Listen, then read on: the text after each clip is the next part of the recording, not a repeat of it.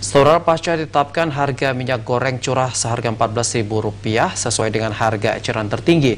Namun di sejumlah pasar tradisional di Kota Calang, Aceh Jaya, para pedagang masih menjual dengan harga mahal di atas harga yang telah ditetapkan. Harga minyak goreng curah di tingkat pedagang eceran masih banyak yang dijual di atas Rp14.000 per liter. Para pedagang mengaku terpaksa menjual minyak goreng curah di atas harga eceran tertinggi yang ditetapkan pemerintah karena harga beli di agen masih tinggi. Seperti pantauan TVRI di Pasar Calang, saat ini untuk minyak goreng curah dijual Rp18.000 per kilogram dan ini melebihi dari harga yang ditetapkan oleh pemerintah. Sementara untuk harga minyak goreng kemasan dijual mencapai Rp25.000 per liter. Dan harga jual tersebut sudah terjadi sejak 1 minggu yang lalu, sehingga harga itu sangat berdampak bagi masyarakat.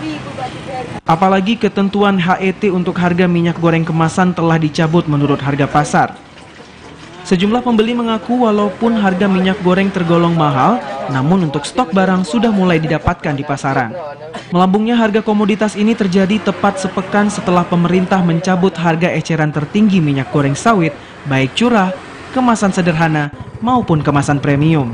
Kementerian Perdagangan per 16 Maret 2022 menerbitkan Peraturan Menteri Perdagangan Nomor 11 2022 mencabut ketentuan HET Permendak Nomor 6 Tahun 2022 tentang penetapan harga eceran tertinggi minyak goreng.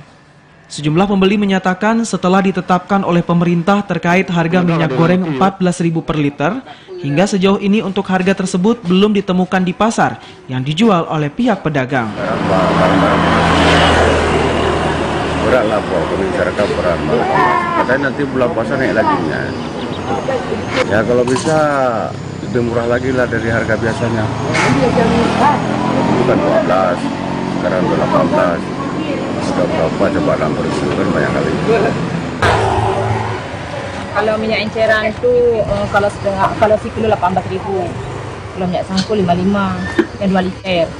Para pembeli di Kota Calang mengharapkan pemerintah melalui dinas terkait agar bisa menyelidiki terhadap masih mahalnya minyak goreng curah yang dijual di atas harga eceran tertinggi.